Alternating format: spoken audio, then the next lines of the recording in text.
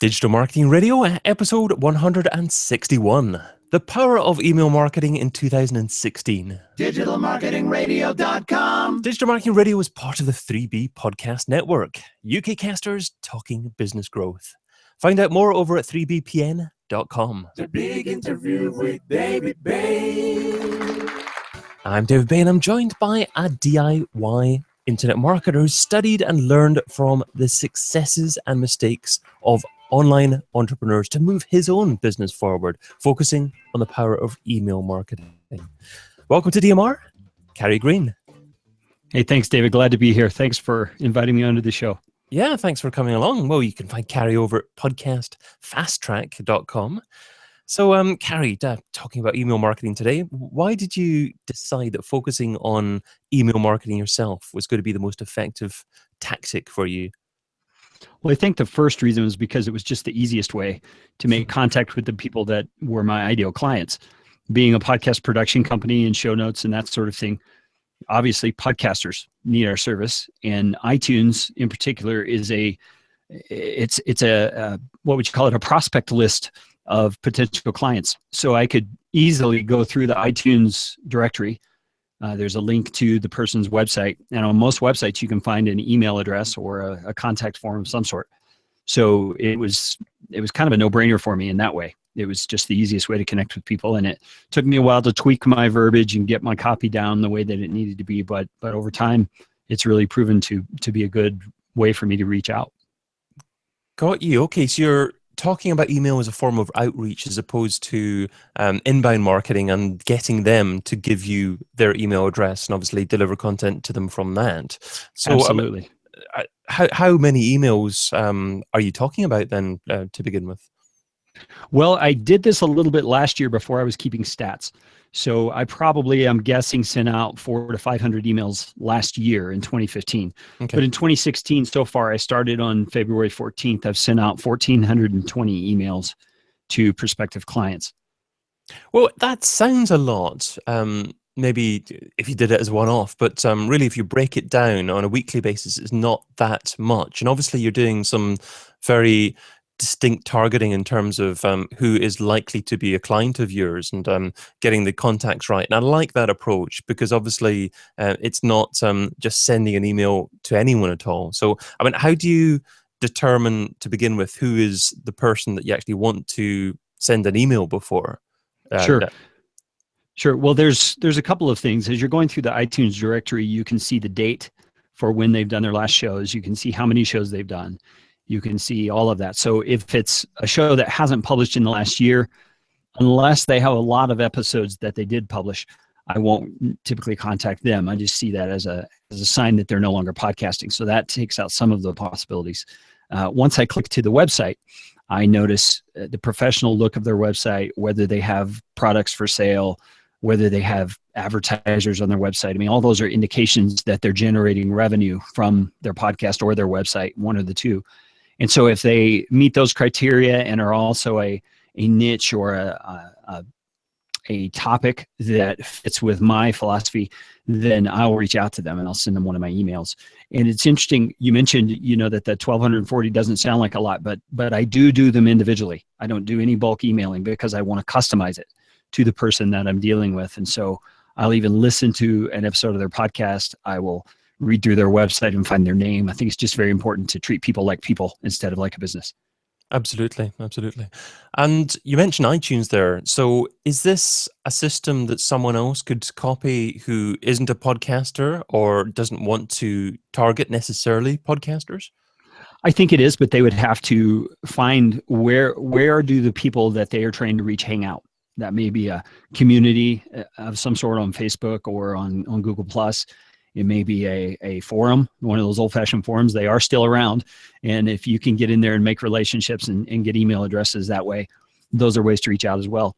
Or if you simply wanted to just do some Google searching on the niches or the types of businesses that you want to market to and find their contact information through their websites, you can do that as well. And I know you can pay people on Fiverr to scrape websites for you and that kind of thing and get those email addresses as well. So it doesn't have to be a one thing at a time sort of a deal. You can get bulk email addresses that way if you need to.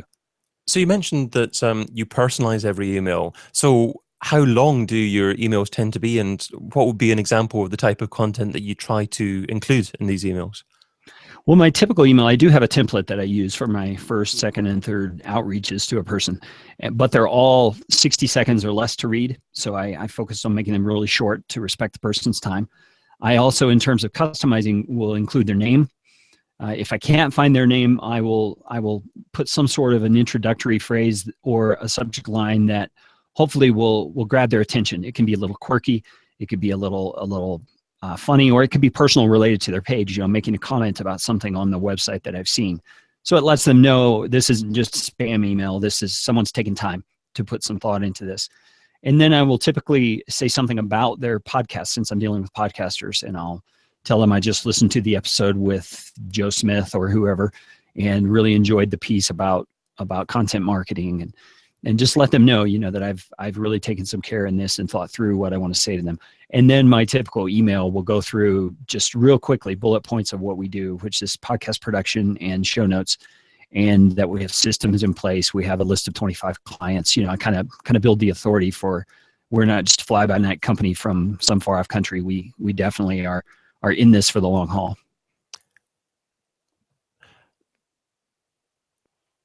I just had a good question there on top of my head there, and this is going to be an extra interlude that Yeah. I'll include in the video version, but edit out of the audio version here. Sure. Yeah, I tell you what I was going to ask. So I'll ask the question just now. So there are quite a few different definitions of the word spam and what it means. Legally, I guess it means different things in different countries. Certainly in the States, Canada, the UK, there are different spam laws, and I guess there are interpretations of what the law means to different people as well. Sure. What is your feeling on what the word spam means? Sure. I have asked people, well, isn't what you're doing spamming? I don't feel like it is, because number one, they're personal emails. They're from me to the person. It's not a bulk email, sort of a list where everybody's getting the same message. It's also something where I'm taking time to reach out to the person, and I'm trying to add something of value. Because of the way I do my selection of who I'm going to send the emails to, these are not just anybody. These are not people who my service is totally irrelevant to, like a lot of spam is. These are people who I have pretty much researched and can tell in one way, shape, or form they could probably use the services that I'm offering. And so I'm trying to add value to their life, to streamline their workflow, to save time in their workflow, whatever I can do. And some of them, I'm sure, see it as spam because it was unsolicited. That's the word that you hear, is if it's an unsolicited email, it's spam. Well, I don't agree with that. I get people reaching out to me all the time that don't want anything. They're just making a connection. They heard about me or wanted to talk about this or that. And that's totally unsolicited. Well, is that spam? Well, no, it's not, because it's a one-on-one connection. And that's how I feel my approach is a little different. Yeah, I mean, I believe that the rules here in the UK that if you're offering a business service and you're targeting a business rather than a consumer, then you're allowed at least one outreach email to introduce what you're doing to someone. But the interpretation is so different just depending on who you speak to. It's quite challenging. Absolutely. It's not an easy call to make. Okay. So, do you ever? In relation to this, do you ever actually include an unsubscribe link, or if someone did come back to you to say, "Don't send me any more emails"? Do you actually have a database yourself of emails that you won't contact ever again in the future? Yes, I do. I have had a few people reply to me and say, please take me off your list, or whatever verbiage they'll use. And I do keep those emails and set them aside and make sure that we don't send to those people again, because I want to respect the person. Again, for me, it's about the person. I want to care for people, not just have a business transaction, but build a relationship. And you mentioned that you've got a 3 email sequence. Is it a maximum of 3 emails that you send out to people?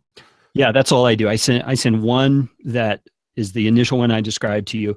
A second one that's much shorter, just says, I contacted you a week ago about this. I would love to chat with you if you have any need. And do you include the initial email in that email as well? I don't. No. I don't. I just assume that they got it. And if they didn't, they can see this one and say, what was it you contacted me about, if they're interested. Although I do phrase my title such that it's clear I'm talking about podcast production and that kind of thing. And then my third email is even shorter than that one. And it essentially says, this is the last time you'll hear from me. I don't want to fill up your inbox with stuff you don't need. So if you're interested in podcast production or show notes, please reply, and I'd be happy to chat with you. And it seems to be pretty effective, especially that third one, because I find that many people have the first one and maybe the first two in their inbox and just haven't had time to reply, though they intended to. And then when they get that third one that says, I'm gonna quit contacting you, they'll jump right on it and they'll say, hey, I did want to talk. I just haven't had time. And so we started a conversation then. So would you say that you get even more replies to the third email than the first email? I haven't tracked the third email. I probably should, but I would say I probably get equal amount of responses to the third as I do the first. Yeah. So very, very important to continue to follow up. Absolutely. And I think, a lot of people, I've read a lot of email marketing things, and they say to, follow up in 3 days, follow up in 5 days, follow up in a month, keep following up until you get a no. I don't agree with that. I don't want to be a pest to somebody. So I follow up a week after, and then again a week after that. And if I don't get any response, then I'm done. And is there any particular day of the week that you prefer to send emails on? Nope. I usually just Monday through Friday. Whenever I'm at my desk is when I'm sending emails. Okay. And what about subject line? What subject line tend to work best in terms of actually opening rate and people replying to you? Yeah, the one that I found that works the best, simply because I think it's appealing to a podcaster, and it is kind of it's ambiguous enough to at least get a click to open the email, is about your podcast. That's just all I put in the subject line. And you don't actually say the name of their podcast. You just say about your podcast. Yeah, not in the subject line. I think, because I'm a podcaster too, and so I know, if someone emails me with the subject line about your podcast, I'm going to probably assume it's a fan or someone who's listened and they have a comment or they want to ask a question or whatever.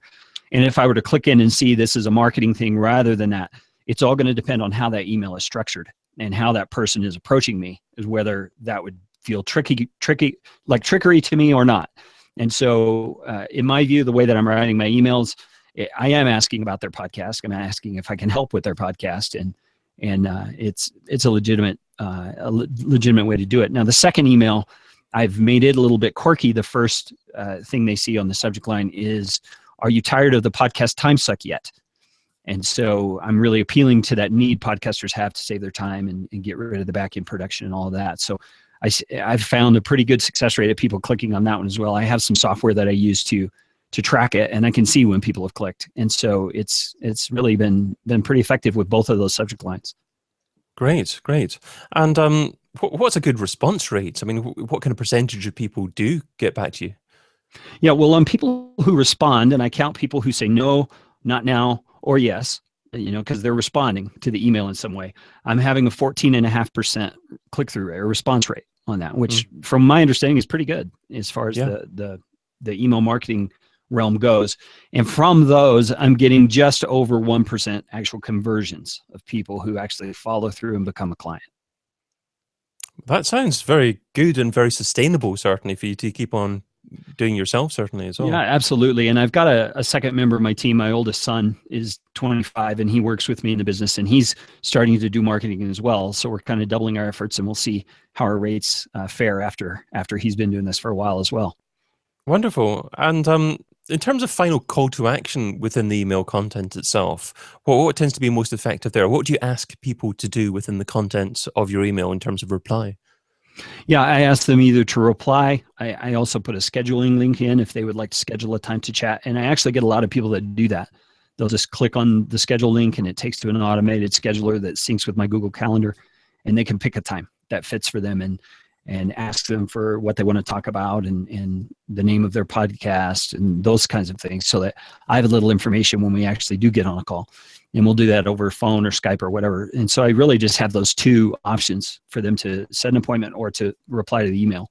And it's usually the replies, and then probably, 20% that will click on the scheduling link and make an appointment right there. And I prefer the scheduling link, obviously, because when you can talk and build that level of trust between you and another person, it really goes a long way. Great. Okay. So you don't set up any automated sequences at all? Is that something that you're thinking of perhaps doing in the future, or do you think that that'll actually dilute the real value of what you're trying to do? I do think it will delete the value of what I'm trying to do. I think that the personal approach is what I want, because that's how I do business. And I want people from the first time they hear of me to the last time I say goodbye to see me as a person, not as a business, and to realize that they're gonna have a relationship here that they can count on rather than just services. Because I mean, let's face it, a lot of people can do podcast editing, a lot of people can write show notes, but it's the quality of that relationship and the loyalty that you build between people that's going to sustain the relationship over time, and that's what I'm aiming for. Brilliant. Okay, and do you reckon most types of businesses could be learning from this or doing this, or do you think it's only an owner-occupier, a consultancy, a coaching type business that would be able to use this type of technique most effectively? Well, I think a personal approach is always better. It doesn't matter if you're a big corporation or not. I have one of my clients who's a B2B sales guy, and he coaches and teaches about sales all the time. And he's hammering on it all the time, the personal approach and building that relationship. That's what matters. In terms of whether they could do it in volume or not, I don't really know how possible that would be, because once you automate things, some of the qualities of your email are going to have to become more generic. And you're not going to be able to insert a lot unless you, first of all, create a spreadsheet with details like podcast name and that sort of thing, and then had mail merge and created all that. I guess you can make it sound more personal. But in terms of, I don't know, the feeling, the nuance that I feel my emails are able to have, I don't know if you could duplicate it or not at a large scale. It's tough to make things appear to be exceptionally personalized, obviously, and automate everything at the same time. Yeah. And but it's interesting that email isn't going away, and that it's still probably the most effective form of communication online. There was a lot of talk a few years ago of emails dying. It's onto instant messaging. It's onto social media instead. What are your thoughts on the future of email in general? Are you fairly confident that this is a way of doing business for many years to come? You know, I have no way of knowing how long, but I do think that email is going to be around for quite some time, because it's an easy way to transmit things. It's an easy way to communicate. I do appreciate tools like Slack, for instance. I use Slack with my team, and we communicate in more of a chat or messenger kind of a format there. But I think for reaching out to people you don't know and making introductions between two people, email is really a powerful way to do it. And it's one of the few things that lands personally in a private place directly to the person you're trying to reach. And so that's what I'm going for. Well, coming up, we're going to be learning about the one piece of software that CAREY couldn't live without. But first of all, I'd like to mention a cracking webinar that I'm going to be hosting soon. So that's called the 26-Week Digital Marketing Plan Bootcamp webinar. And I'm going to be joined by Mark Asquith, Lucas Zelesny, and Johnny Ross. So all previous Digital Marketing Radio interviewees to brainstorm digital marketing strategies for one lucky business. So to find out more about that and to register to attend for free, go to 26weekplan.com/bootcamp. So that's 26weekplan.com/bootcamp. And it's only the live version that you can attend for free. So hopefully we'll see you there. But let's segue into the second section of our discussion, and that focuses on CAREY's thoughts on where digital marketing's been and where it's heading. So starting off with software I couldn't live without. So, CAREY, what software do you currently use in your business? I know you don't use software for email by the sound of it, so I'm sure you use other software. So what piece of software don't you use, but you've heard good things? Okay, let's start that question again. What software do you currently use in your business that if someone took away from you, it would significantly impact your marketing success? Yeah, the one that I'm using right now that would be the most detrimental if I lost it is called Wizzy.io, and it is a plugin for Google Chrome that enables you to set up templates for emails, to track your emails, to set an automated reminder to follow up on an email. It's just really a great tool, and I'm surprised it's free. Their website says it's always going to be free. And I just really love it. So it's Wizzy.io. WIZY or Z over here in the UK, .io. I was going to ask you how you spell it, because it sounds like one of those words that I would have been trying for about 2 years to figure out actually how you spell it. But I've got the website up in front of me here, and I'll include a link to that in the show notes at digitalmarketingradio.com, where this podcast episode is published. But here's a slightly more challenging question. So what piece of software don't you use, but you've heard good things about, and you intend to try at some point in the near future? Yeah, I think that the software that I have not used that I hear a lot about is Evernote. I remember when Evernote first came out, I played around with it a little bit and just didn't have time to get in and learn it. I do use a task management software called Nosby that I really love, but I keep hearing things about Evernote. I keep hearing things about how easy it is to capture things and use notes and all that sort of stuff for various purposes. So it's one of those that I intend to look into when I have the time. Wow, okay, that's a recommendation that I've heard maybe once or twice here in the show, but they've been going for quite a while, and I used to try them a few years ago, certainly, but I haven't got around to using it. But maybe I should get back to that kind of stuff, because it's essential to organize yourself and keep track of items that you want to remember, certainly. And nowadays, I guess, there are so many different things happening online. It's so easy to lose track of things and forget about things. So I guess that's a great tool to do that with. Yeah, absolutely. Well, let's move on to. I wish I would have. So I'd like you to look back on the very first day that you're involved in trying to market a business online. What didn't you do so well? What do you wish that you would have done differently? I didn't approach people in a personal way. I guess I had seen too many spam type emails and was composing my emails just immediately getting into the offer and immediately talking about the features and all of that, rather than meeting a person through the email first and then adding something of value to their world. That really has been a turning point for me, is when I learned to see how I can give to the person before I ask how I can get. That makes all the difference. Absolutely, absolutely. I love the fact that online marketing is starting to replicate real relationships now, and they are real relationships now. Yeah.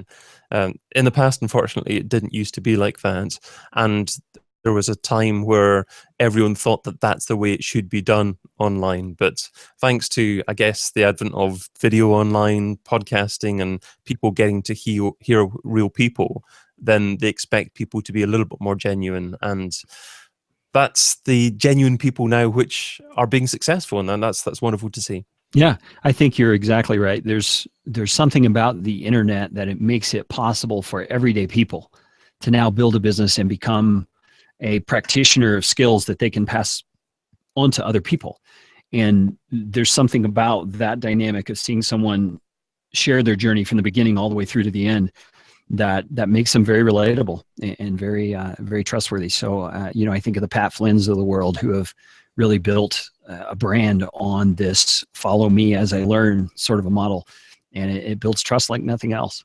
Absolutely, and be yourself. Don't copy Pat Flynn. Learn from someone like that who has done a wonderful job at being themselves, but be yourself as well. Yeah, absolutely. And you don't have to have thousands or even hundreds of customers in order to actually build a great business online. You can have, as you've said, 20, 25, 30 customers to build a decent business online.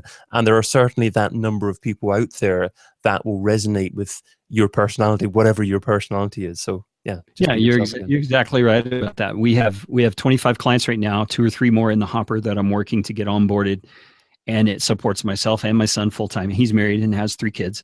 And then 1 contractor who works for us as well, plus the business is making profits. So you're right. You don't have to have thousands of clients. You just have to have the right ones. The this or that round. Okay, this is the quick response round. So 10 quick questions here and just 2 rows. Try not to think about the answer too much. And you're only allowed to say the word both on 1 occasion. Ready to go? Okay. Yeah, ready. Email or Twitter? Email. Audio or video? Audio. Affiliates or display advertising? Affiliate. Facebook or Google Plus? Facebook. Online press releases or one-on-one relations? One-on-one relations. Paid search or SEO? SEO. Email contact form or telephone number? Telephone number. Website or app? App. Social subscriber or email subscriber? Email subscriber. And local marketing or global marketing? Global marketing. That's a couple of interesting answers there. So even though you may just have a few clients, you still prefer to have a global focus and get clients from anywhere around the world. Absolutely. I have clients in Bali, in the UK, in the United States, had one previously in Australia. I have clients all over. The kind of service that I provide, it doesn't matter where you live. If you need the service, you need the service, and I'm glad to serve.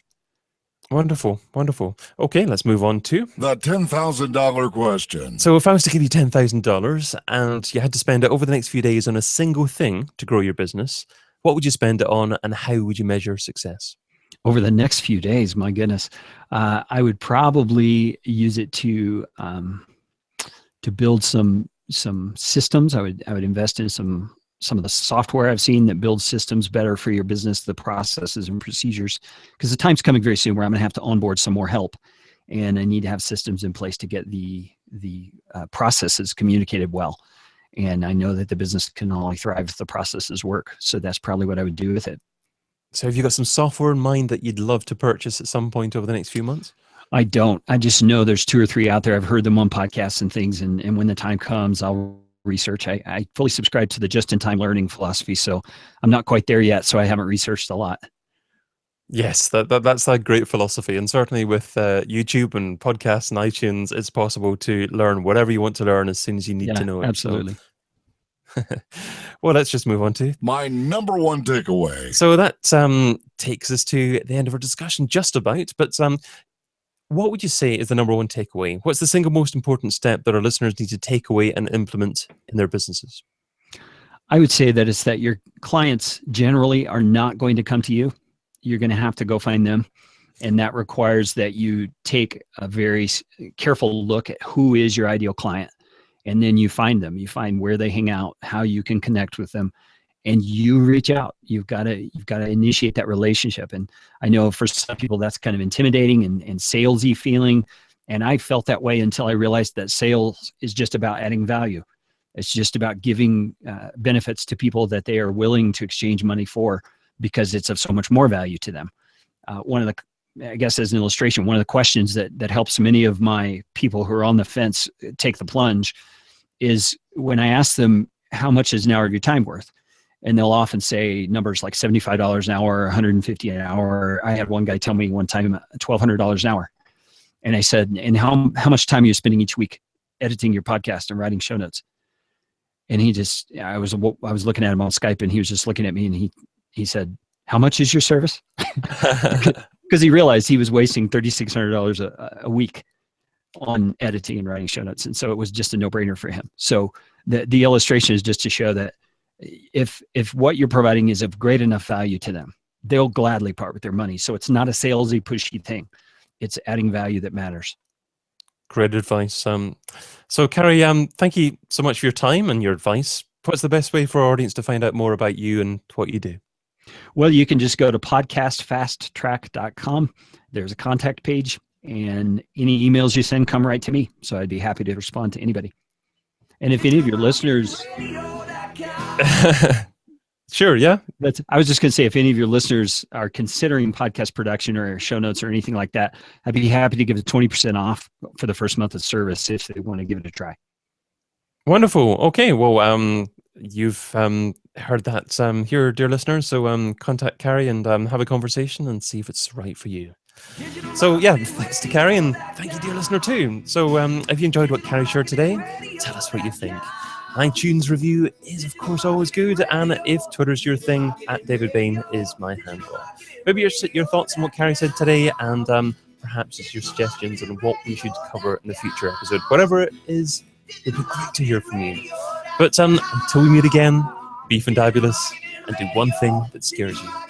Adios, and thank you again, CAREY. Great episode. You bet.